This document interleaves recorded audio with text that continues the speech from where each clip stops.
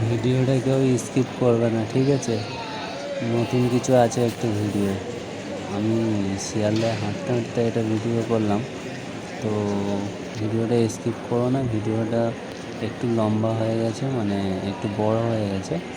যাই হোক, তোমরা স্কিপ করবে না, ভিডিওটা পুরো দেখবে, তবে বুঝতে পারবে, ঠিক আছে?